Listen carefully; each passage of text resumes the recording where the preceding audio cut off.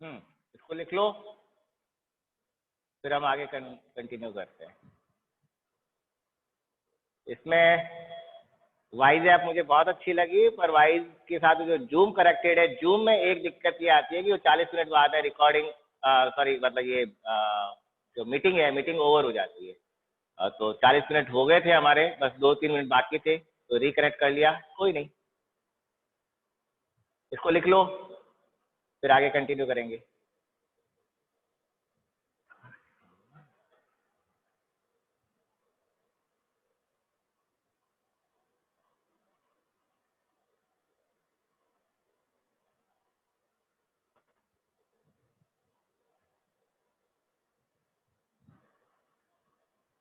उन दोनों को कहो, पूनम और शिवांगी नहीं जुड़ पाए अभी तक, उनको कहो। मानवेंद्र, उनको मैसेज डाल दो।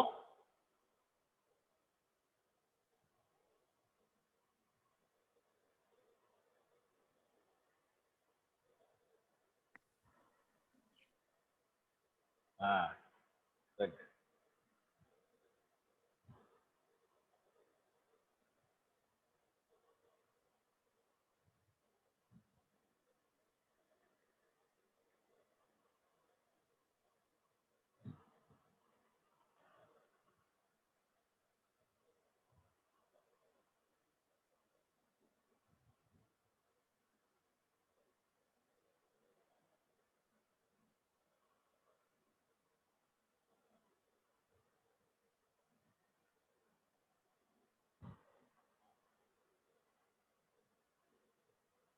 जुड़ जाओ भाई, उनको भी कह दो फटाफट स्टार्ट, तो फिर आगे करें।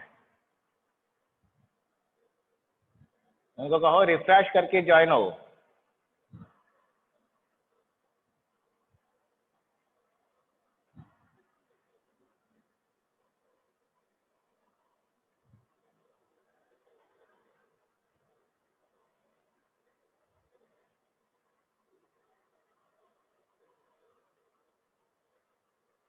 उतनी देर में तो हो जाते।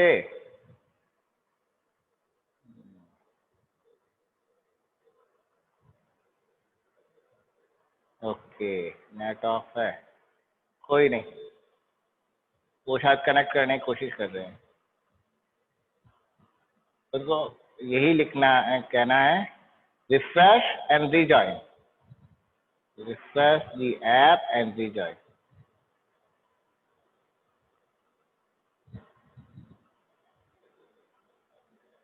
सर आप 2 क्लास स्टार्ट कर दो ना 2 आवर की। अच्छा, तो ऑलरेडी अपनी चल रही है ना भाई, हमारे तो 3 क्लास हो ही रही है ना अभी। मैं तो अभी 1 घंटा और पढ़ा दूंगा।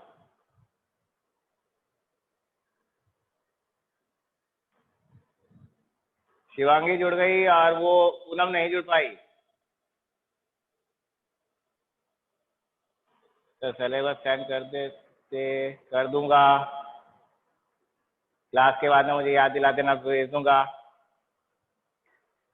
इसको फटाफट लिख लिया है तो बता दो, नहीं लिखा तो फटाफट लिखो, फिर हम आगे करें।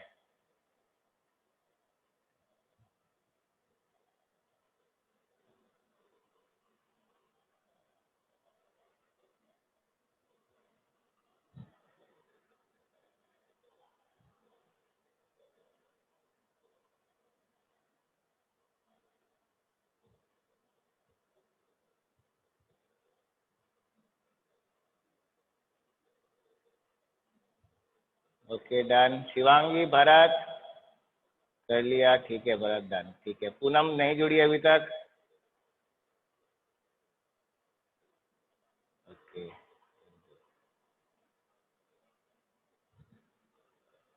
पूनम सो गई क्या वापस से? चलो नेक्स्ट। अब इसी डायग्राम को मैं थोड़ा और सिंप्लीफाइड फॉर्म में बना सकता हूँ, क्योंकि देखो मैंने कहा ना कि हमको लेंथ की अब जरूरत नहीं है, हम सिर्फ ये फोकल पॉइंट से ही काम, जो हमारे जो कार्डिनल पॉइंट है उन कार्डिनल पॉइंट से ही हम काम कर सकते हैं। तो इस डायग्राम को मैं और सिंपल बना सकता हूँ, जो हमारे आगे हम फ्यूचर में काम में लेंगे। अभी तो इसमें मेरा एक पॉइंट और बाकी है, फिलहाल मैं इसको सिंपल बना सकता हूँ। अगर मुझे किसी सिस्टम में कार्डिनल पॉइंट जिनको कार्डिनल पॉइंट्स अगर मुझे मालूम है तो मैं इमेज फॉर्मेशन आराम से कर सकता हूँ। तो ये जो है प्रिंसिपल पॉइंट्स और फोकल पॉइंट, मेरी एक्सिस, इस एक्सिस पे मैंने ड्रॉ कर लिया, ये यहाँ पर प्रिंसिपल प्लेन, ये मेरा हो गया, ये दोनों मेरे हैं प्रिंसिपल प्लेन।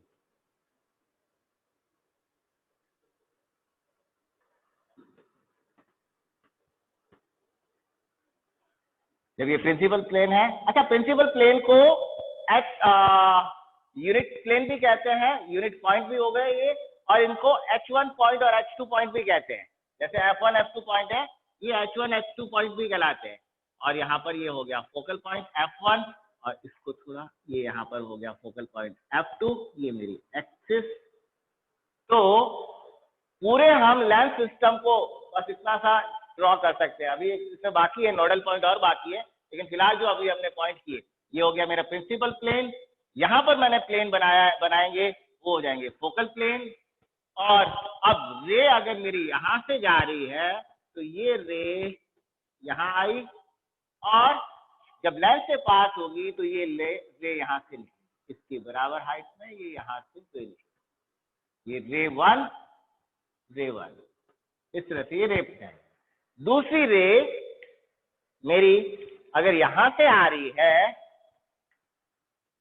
इस तरह से, तो ये रे फिर यहां से यूनिट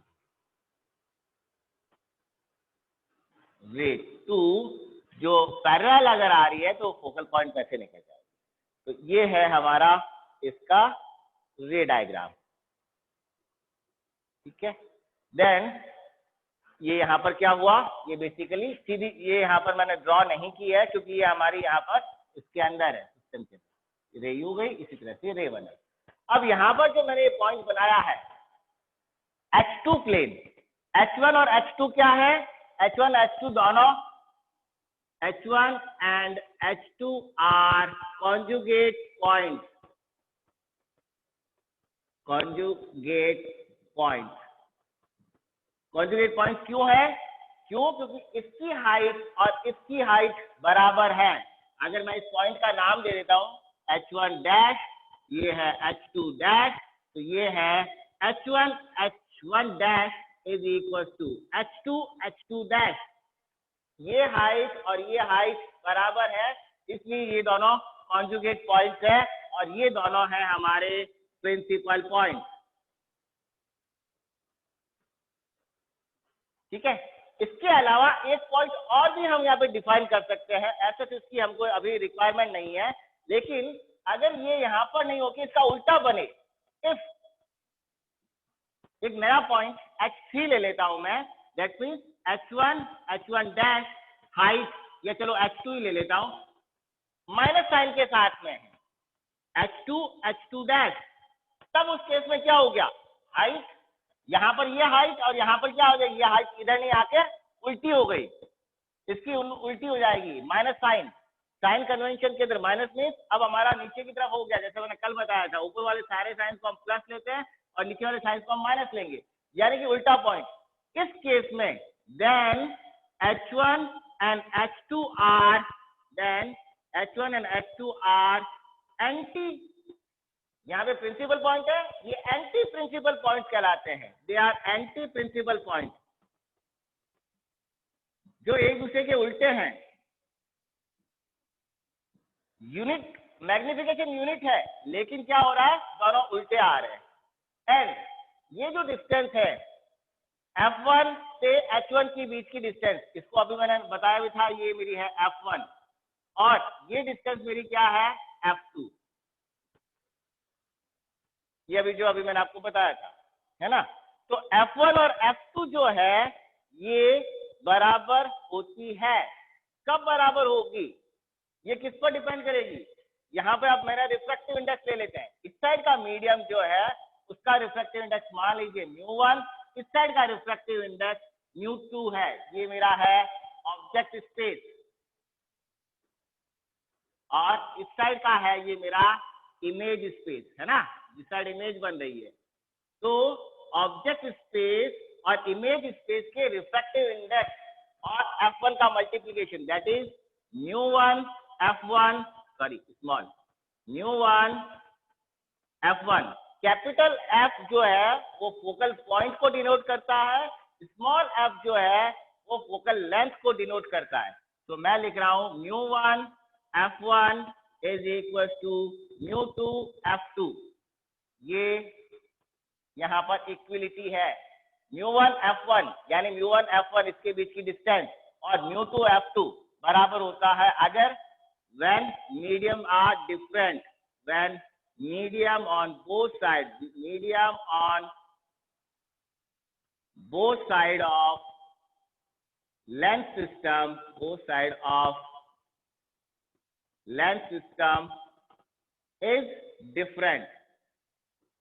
अगर मीडियम अलग अलग है, अलग अलग मीडियम, फॉर एग्जाम्पल मैं बताऊँ आपको, जब हम बायोटेक्नोलॉजी में, माइक्रोबायोलॉजी में लेंस सिस्टम काम में लेंस हमने लगाए और उसके नीचे हमने कोई सेल रखी है ना, कोई हमने बैक्टीरिया रखा है और वो बैक्टीरिया हमने किस में डाल रखा है, मान लीजिए वो बैक्टीरिया पानी के अंदर है और हम जहाँ देख रहे हैं वहां पे हमारे आंख और लेंस सिस्टम के बीच में क्या है, एयर आ गई, तो दोनों साइडों के हमारे मीडियम अलग हो गए, है ना। इस साइड का मीडियम हो गया वाटर और जो हम देख रहे हैं जहाँ इमेज फॉर्म हो रही है इमेज स्पेस के अंदर या इमेज फील्ड के अंदर, वो कहाँ पर हो गया, एयर मीडियम।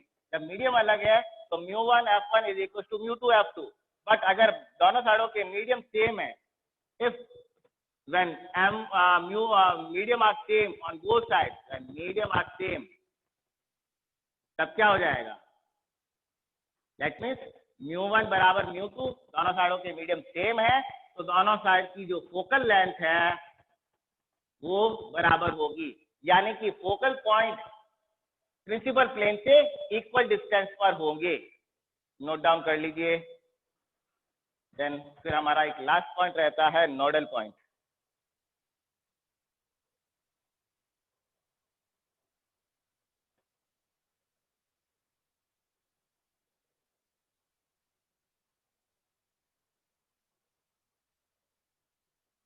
पूनम को क्या हो गया, मानवेंद्र पूनम को कहो ना जुड़ने के लिए, उससे तो फोन कर दो।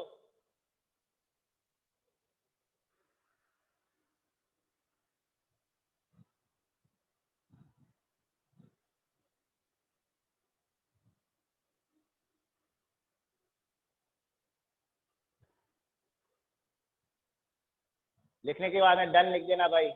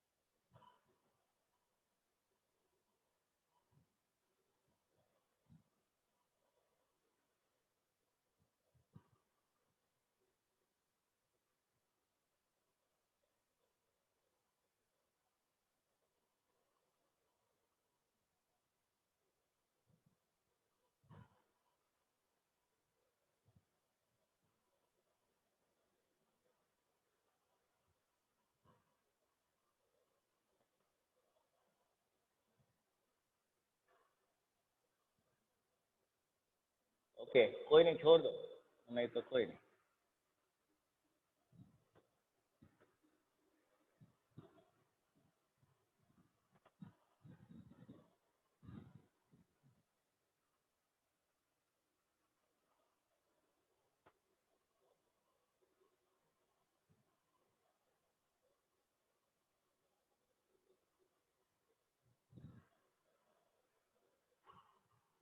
डन, ठीक है।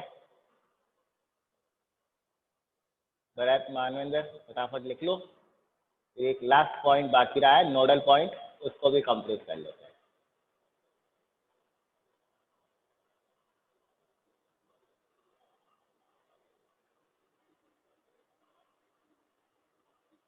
गुड, मानवेंद्र लिख लो।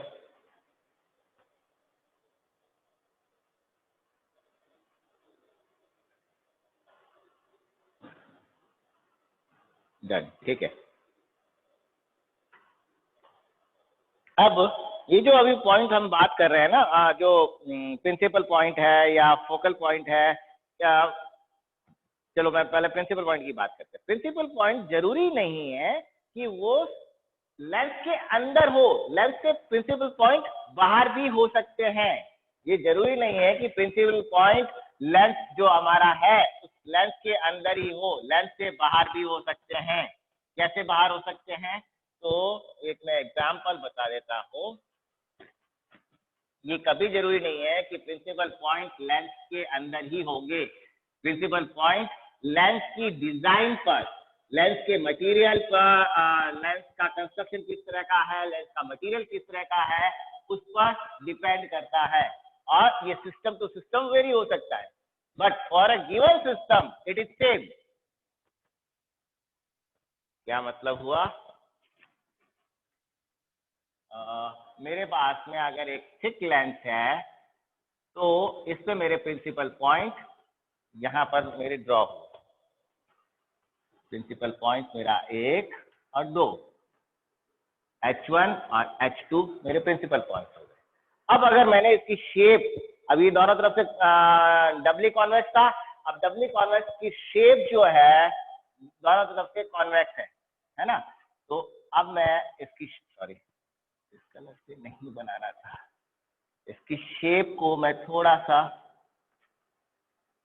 चेंज कर देता हूँ। दोनों साइड से इक्वली कॉन्वेक्स है। अब मैं एक साइड की सरफेस को थोड़ा सा, इसका कॉन्वेक्स को मैं कम कर देता हूँ, यानी यहाँ वाली मैं कॉन्वेक्स रखता हूँ, इधर वाली तो एज इट इज सरफेस है, और इस साइड वाली सरफेस थोड़ी सी कम कॉन्वेक्स है। तो जैसे ही यहाँ पर ये सरफेस का नेचर मेरा चेंज हो जाता है, अभी मेरी कॉन्वेक्स कम हो गई, इसका एंगल थोड़ा मैंने कम कर दिया, शार्पनेस इसकी कम हो गई, तब क्या होगा कि ये पॉइंट मेरे शिफ्ट हो जाएंगे। तो शिफ्ट होके अब मेरा ये पॉइंट यहाँ आ गया, एक बाहर आ गया H1 H2, मेरे प्लेन शिफ्ट हो जाएंगे। और अगर मैंने इसका सरफेस और चेंज कर दी तो ये मेरे बाहर और ज्यादा बाहर आ जाएगा। हो सकता है अभी मेरा पूरा बाहर नहीं है, ये यहाँ पर है, चेंज थोड़ा सा इसकी पोजीशन चेंज हो गई। अगर मैंने इसकी पोजीशन और इस साइड तो कर्व रख दिया और इस साइड मैंने इसको सीधा कर दिया, ठीक है, यहाँ पे तो कर्व है इस साइड और इस साइड मेरा सीधा है, तब उस केस में क्या होगा? प्रिंसिपल जो ये है पॉइंट सरफेस, प्रिंसिपल प्लेन या जो पॉइंट H है वो पॉइंट बाहर आ गया, H2 ये बाहर आ जाएंगे। तो अलग अलग ये डिपेंड उस पर करेंगे। और सरफेस को चेंज कर दो। अभी मैंने क्या किया, दोनों साइड से कर्व थी, इधर वाला कर्वेचर कम किया, इधर इस तरफ से किया। अब मैंने क्या किया, और इसको इस साइड से वापस मैंने इसको चेंज कर दी। ये यहाँ पर तो कर्व है ही है, इस साइड की जो सरफेस है उसको भी मैंने कर्व कर दिया इसमें, समझे? पहले ही वो बाहर की साइड में था, फिर सीधा किया, सीधा करके इसको अंदर की साइड में ले लिया, और जैसे ही अंदर की साइड में ले लिया तो एक साइड से कॉन्वेक्स हो गई, एक साइड से कॉन्केव हो गई। और इस केस के अंदर मेरे दोनों के दोनों जो प्लेन है पॉइंट वो बाहर आ जाते हैं, H1 और H2 दोनों पॉइंट मेरे बाहर आ जाए। तो ये इस तरह से होगा। इसी तरह से ये हुआ मेरा जब दोनों कॉन्वेक्स सरफेस की मैंने बात की। अगर मैं कॉन्केव सरफेस लूं, दोनों साइड में कॉन्केव सरफेस है, तब क्या होगा? तब अंदर दोनों साइड में अगर कॉन्केव सरफेस है तो मेरी जो पॉइंट्स है वो पॉइंट्स अंदर, H1 और H2 दोनों अंदर। अब एक सरफेस का मैंने कर्व थोड़ा सा कम कर दिया, इधर वाला तो कर्व एज इट इज रखा और इस कर्व को मैंने थोड़ा सा कम, जैसे ही कम हुआ शिफ्ट होना स्टार्ट हो जाएगी। अब ये इसकी शिफ्टिंग, जैसे इसमें मैंने इस साइड शिफ्टिंग हुई है तो जिस साइड इसमें कर्व कम हो रहा है उस साइड शिफ्टिंग होगी। इसमें शिफ्टिंग कहाँ हो रही है? जिधर कर्व पड़ा था, जिधर कर्व को चेंज कर रहे हैं उसके अपोजिट डायरेक्शन में शिफ्टिंग हो रही थी, इसमें शिफ्टिंग अब इस डायरेक्शन में हो जाएगी। यहाँ पर शिफ्टिंग जो थी वो इस डायरेक्शन में, जहाँ पे कर्व चेंज कर रहे हैं उसके अपोजिट डायरेक्शन शिफ्टिंग थी, यहाँ पे शिफ्टिंग होगी इस डायरेक्शन के अंदर। और इस कर्व को मैंने अब उल्टा कर दिया भाई, सॉरी देखो, गलत हो गया, गलत कर दिया। मैं अब इस साइड वाली सरफेस को मैं चेंज करता हूँ, इधर वाली को मैंने कम कर दिया, इधर वाली एज इट इज रखी। तो इस केस में भी वही हुआ जैसा इसमें शिफ्टिंग हुई थी। इस साइड से मैंने इसको छेड़ा है, इस साइड से छेड़ा मैंने, इसका कर्व कम किया है, तो जिधर कम किया है उसके अपोजिट डायरेक्शन में जा रहे हैं। देन नेक्स्ट, अगर मैंने इसको यहाँ से प्लेन कर दिया, इसको एक इस सरफेस को तो एज इट रखा, इस साइड वाले को मैंने प्लेन कर दिया, तो जैसा यहाँ पे किया था बिल्कुल वैसा का वैसा ये भी उस साइड शिफ्ट हो जाएगी। यानी कि दोनों के अंदर चाहे कॉन्वेक्स लेंस हो या कॉन्केव लेंस हो, इसमें आगे की तरफ शिफ्ट हो जाएगा। और अगर मैं इसको कर्व्ड थी अंदर की साइड में, ये किया, अब इसका अपोजिट, अब मेरी सरफेस को मैं बाहर ले लेता हूँ, सीधा किया, अंदर की साइड में थी, सीधा किया, सीधा करके मैं बाहर लेकर आ गया, तो मेरी लाइंस दोनों बाहर आ गई। तो जैसा ये यहाँ पे केस था वही केस ये यहाँ पर है, दोनों की दोनों बाहर की साइड में, जैसा इस केस में ऊपर वाले केस में हुआ, ये यहाँ पर भी हमारी बाहर निकल गई, तो यहाँ पर भी ये बाहर निकल गई। H1 H2 H1 H2 H1 H2 H1 H2, that means in both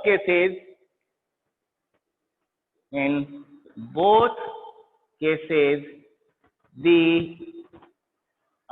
principal point lie inside the lens system, in symmetrical lens system, जो दोनों साइडों में curvature in lens system having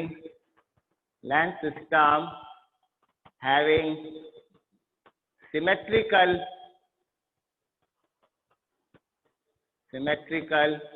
curvature, जैसे इसमें सिमेट्रिकल दोनों साइडों में सेम है, तब अंदर रहेगी। And when points move, principal points move, and principal points move, किस साइड मूव होते हैं? जिस डायरेक्शन में कर्वेचर चेंज हो रहा है उसके अपोजिट डायरेक्शन के अंदर कर्व, मेरा जैसे ये वाला कर्व मैंने मूव किया था इस साइड वाला, तो इसके अपोजिट डायरेक्शन में, ये वाला कर्व मैं चेंज कर रहा हूं तो उसके अपोजिट डायरेक्शन में। Principal point move in opposite direction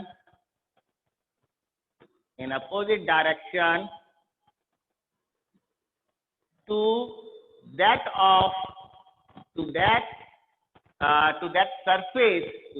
surface having change in curvature,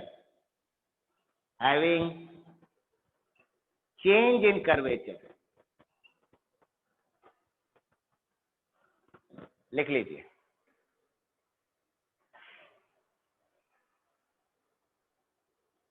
Shivangi, आपके नोट्स अपडेट होते रहेंगे अब।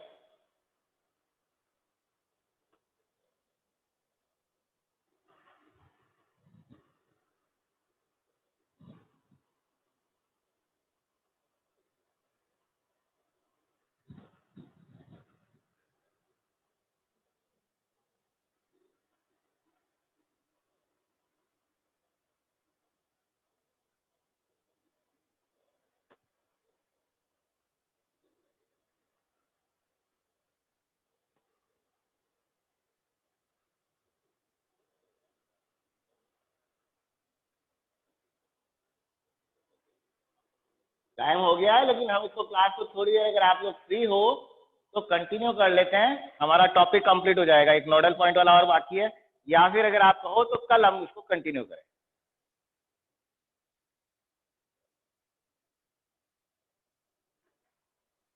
पहले इसको लिख लो, बाद में मुझे बता दो कि क्लास कंटिन्यू करनी है या यहाँ पर क्लास को स्टॉप कर दें। जी sir, no problem, that's good, ठीक है, कंटिन्यू सर, गुड, ठीक है मानुअल, थैंक यू। इसको लिख लो, फिर हम नेक्स्ट का जो एक पॉइंट और है नोडल पॉइंट का, उसको भी कंटिन्यू कर लेते हैं। कंप्लीट कर ले।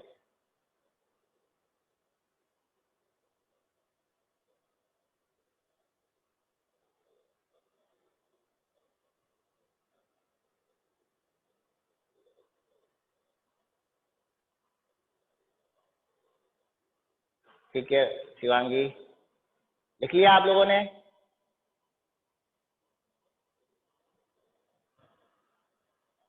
फटाफट इसको लिख लो, बाद इसको कंटिन्यू करके इसका एक लास्ट टॉपिक और है नोडल पॉइंट, उसको भी कंप्लीट कर लेते हैं। आप लोग इसी के साथ में जो मैंने आप लोगों को पीपीटी शेयर कर रखी है उस पीपीटी को जरूर देखना, क्योंकि इसमें यहाँ पे मैं टेक्स्ट कम लिख रहा हूँ, समझा रहा हूँ, उसमें आपको पूरा टेक्स्ट लिखा हुआ मिल जाएगा और उससे आपके नोट्स प्रॉपर बन जाएंगे, तो वो जरूर करते रहना।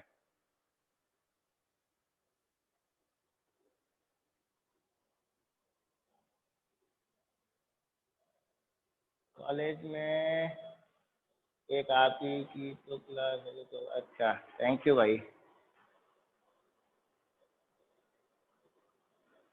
Thank you Bharat.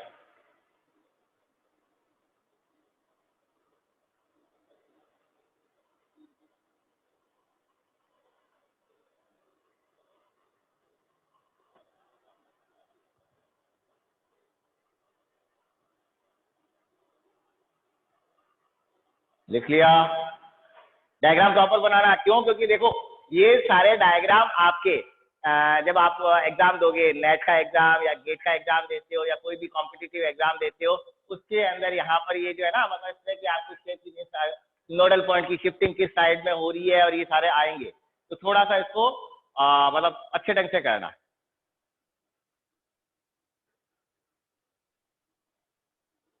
वैसे नोडल पॉइंट्स और जो सॉरी जो कार्डिनल पॉइंट्स हैं, ये कार्डिनल पॉइंट्स हमारे सिर्फ फर्स्ट यूनिट के अंदर है, सेकेंड यूनिट में नहीं है, काम आएंगे। थर्ड यूनिट जो है उसमें तो डिफ्रैक्शन और इंटरफेरेंस और वो सब कुछ हो जाएगा, तो वहां पर तो कहीं जरूरत नहीं पड़ेगी, लेकिन हाँ यहाँ पर हमको अभी जरूरत पड़ रही है।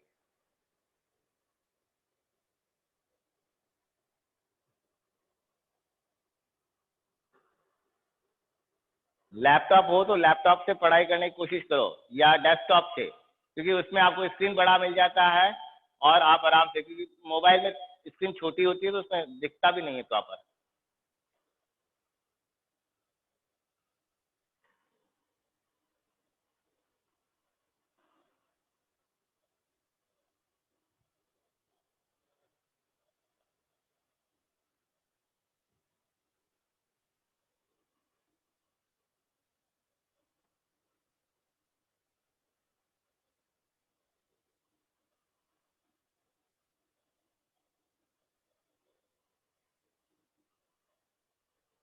अब तो ज़्यादा नहीं है, 10 एक मिनट की क्लास है, एक बस लास्ट नोडल पॉइंट की बात करनी है, बाकी कंप्लीट डन हो गया। शिवांगी थैंक यू, भरत और मानवेंद्र आप ही बता दो। 10 मिनट भी नहीं लगेंगे, 5 मिनट कितना ही काम है।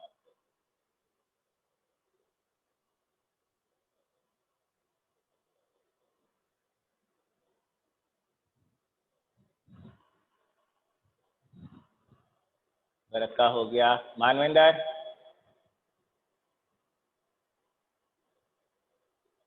हो गया, ठीक है। तो अब हमारा ये अभी हमने पॉइंट किया प्रिंसिपल पॉइंट, इसमें क्या था, लेटरल मैग्निफिकेशन जो था वो हमारा, या जिसको हम लीनियर मैग्निफिकेशन कहते हैं, इमेज की height divide by the object height, वो यूनिट थी, यानी कि इमेज की हाइट और ऑब्जेक्ट की हाइट दोनों बराबर थी। अब हमारा दूसरा जो पॉइंट है, मतलब तीसरा जो पॉइंट है, वो है हमारा नोडल पॉइंट। और नोडल पॉइंट वो पॉइंट होते हैं जहां पर एंगुलर मैग्निफिकेशन यूनिट हो, एंगुलर मैग्निफिकेशन यूनिट हो, nodal point.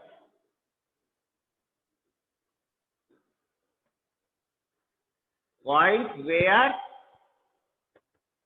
Angular magnification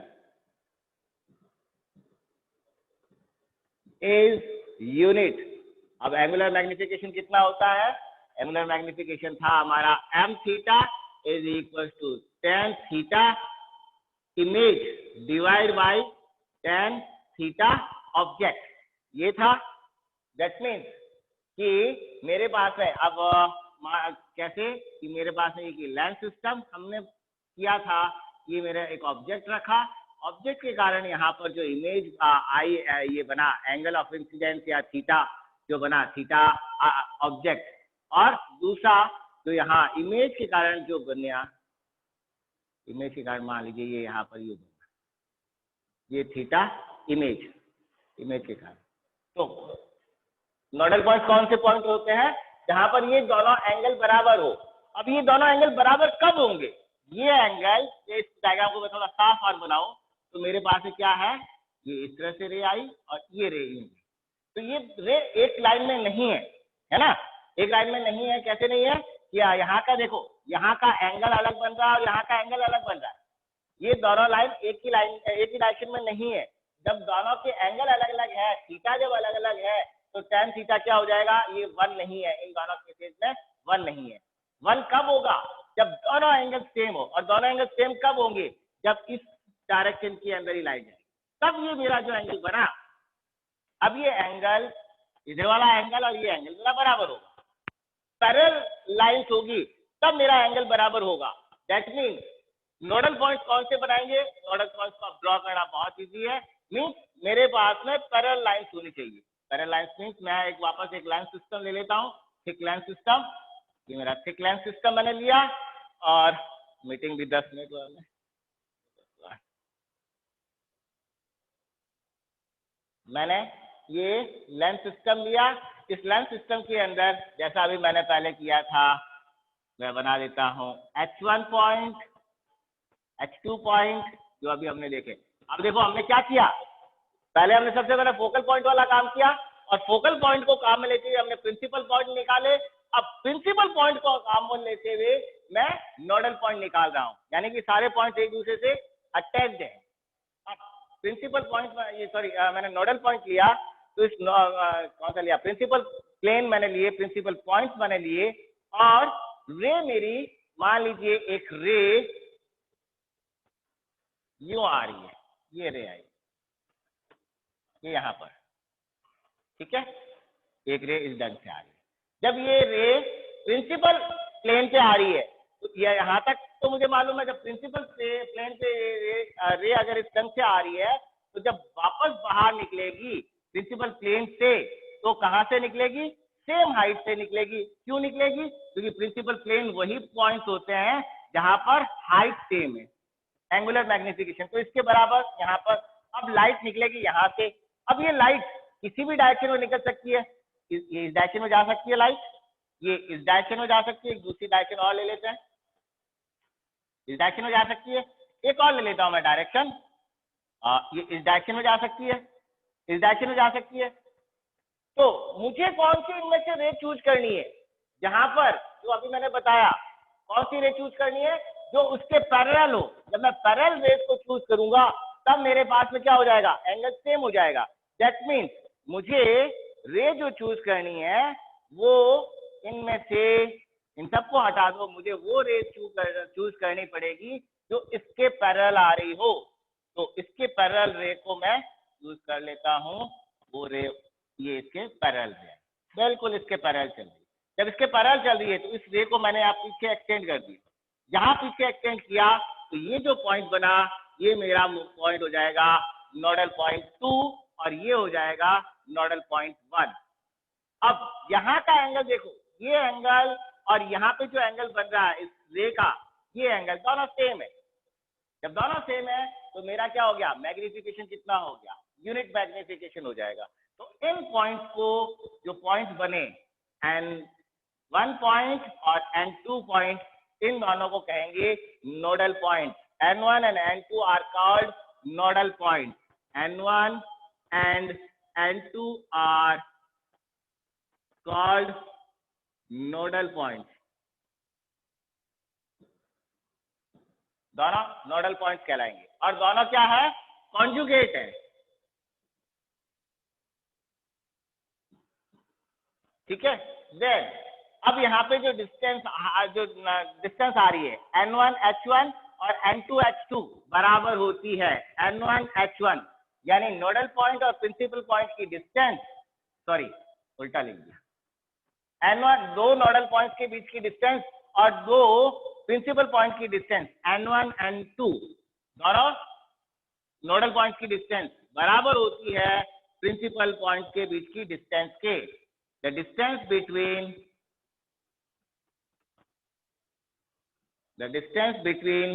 nodal point is equal to, ये बराबर होती है डिस्टेंस बिटवीन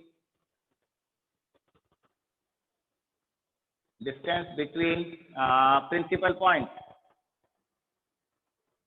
के बराबर होती है। लिख लीजिए।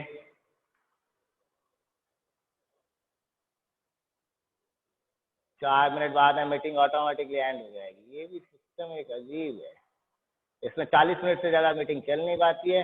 इसको फटाफट लिख लो।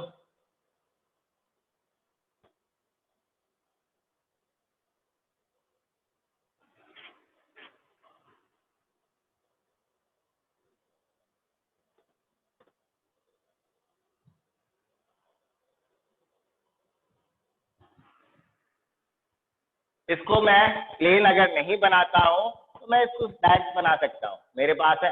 अच्छा, जो प्लेन नोडल पॉइंट से पास होता है उसको हम कहेंगे नोडल पॉइंट का प्लेन हो जाएगा वो, और n1 के रेस्पेक्ट में है तो ऑब्जेक्ट स्पेस के अंदर हो गया, n2 के रेस्पेक्ट में है वो, तो वो हो गया हमारा इमेज स्पेस के अंदर। अब मेरे पास में टोटल पॉइंट्स हो गए f1 n1 h1 n1 sorry h2 sorry n2 h2 f2, ये मेरे पास में सारे पॉइंट्स आ गए। n1 h1 जो है, एक और लाइन लिख देता हूँ, अब टाइम खत्म हो रहा है। Nodal point coincides with principal point when medium is same,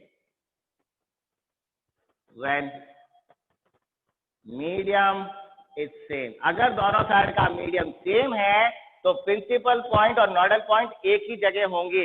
इसका स्क्रीनशॉट ले लीजिए और लिख लीजिए, बिकॉज टाइम कंप्लीट होते ही ये अभी बंद हो जाएगा। अब इसमें मेरे पास 2 मिनट बाकी हैं। सर थोड़ा सा अच्छे से बता दो एक बार और। ठीक है, मैं वापस आता हूँ, रिकनेक्ट करता हूँ, फिर मैं वापस बताता हूँ। आप लोग अपना रिफ्रेश करना है सिस्टम को, फिर मैं वापस इसको एक बार समझा देता हूँ। ये मैं बहुत साफ नहीं कर रहा हूँ, मैं वापस समझा देता हूँ। मैं इसको डिस्कनेक्ट करके वापस रिकनेक्ट करता हूँ, आप अपने उसको रिफ्रेश कर लीजिएगा, फिर वापस बताता हूँ।